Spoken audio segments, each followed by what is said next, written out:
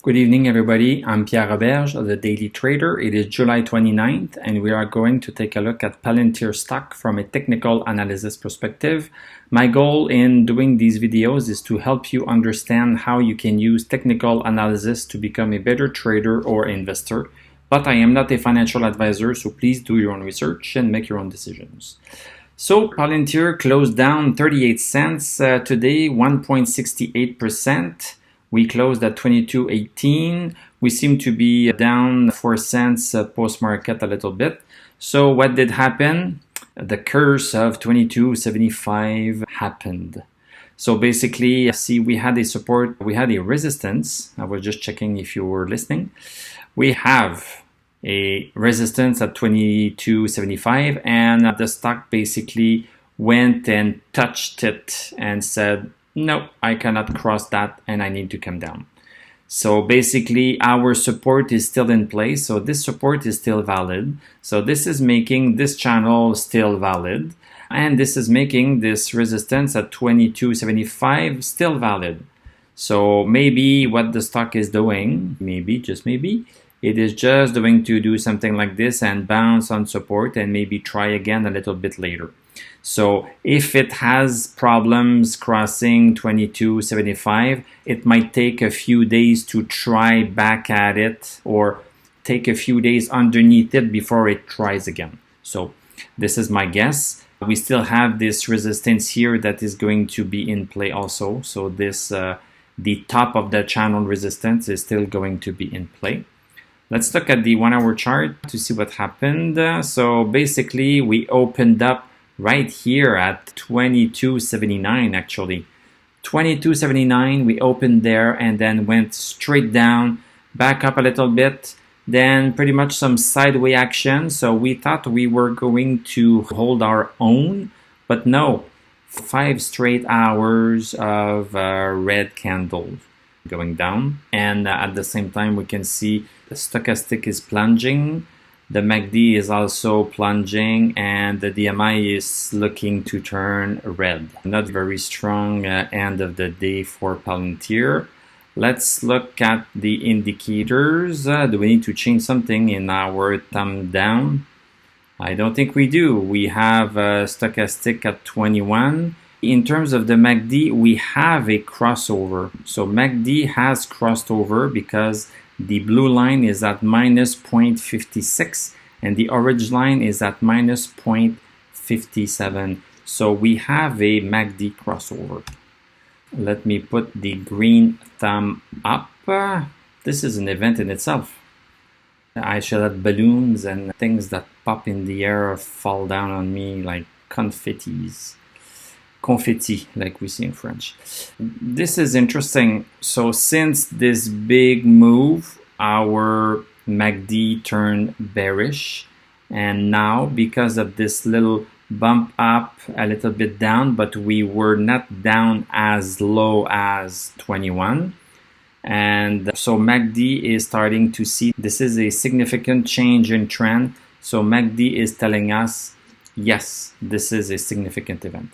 DMI is still a long way to be believing that, but DMI is more cautious. But when DMI turns, it usually is for a longer term move. So if you take a look at this here in the past, May 17th, so May 17th, after having gone down, then it started to recover a little bit. Then MACD on May 18th crossed over and said, yes, this is a change in trend. So you could have bought there. And if you had waited for the DMI, then you would have bought right here. It would have been still okay because the stock moved a long way. So this just goes to show that MACD tends to show changes in trend earlier. And sometimes it's wrong, but it tends to show them earlier, and DMI tends to show them a little bit later, depending on the slopes of the curves when it goes down. It can change, but that's what making looking at the stock market fun, because it's never the same thing. The principles are the same broadly, but in terms of the details, there's always something special. So here we are having a MACD crossover and a DMI still super red. but coming closer together. So you see that the green line is coming closer, and also the red line is also losing some steam. The red line of the DMI shows the bearish strength in the market, and the green line shows the bullish strength in the market. So we have a diminishing strength in the bearishness and increase in strength of the bullishness, if you catch my drift.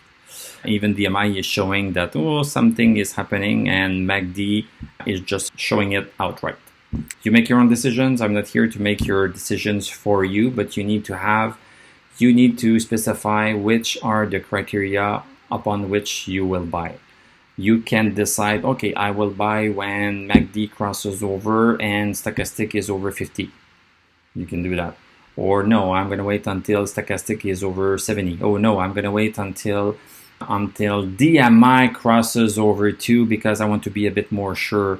So you can do that, and you need to specify what are your criteria, and you can use some trend lines and resistance line also as part of your criteria. So you could say, okay, I'm going to buy when MACD is going to cross over, stochastic over 60, and I want the stock not to be too far off from a support, a recent support. Because if a stock is super extended, the support was here and the stock is going super high, super high, super high, and then all of your criteria happen, then the stock might be ready for a correction, and then you buy at the top and you go down, and yeah, that's not too bad.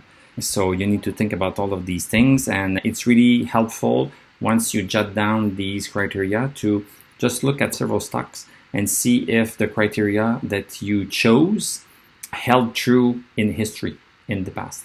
So then you can start to hone your strategy. Yeah, so there you go.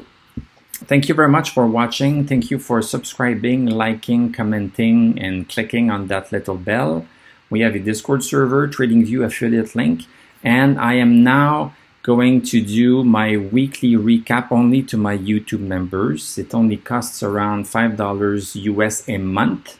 And then I will do one weekly recap video live, so then we can chat. Well, you can chat with me, I can chat with you, and I can also speak, but you cannot speak. And this will be one video where I will talk about the week that went by for Palantir and Tesla at the same time.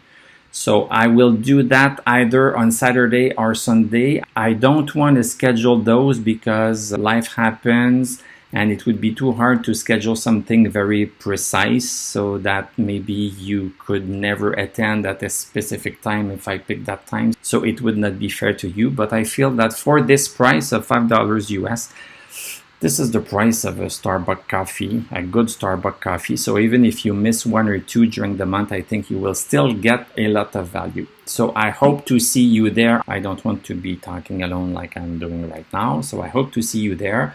I'm going to wish you a great evening. We are going to talk tomorrow, and I'm going to tell you à la prochaine.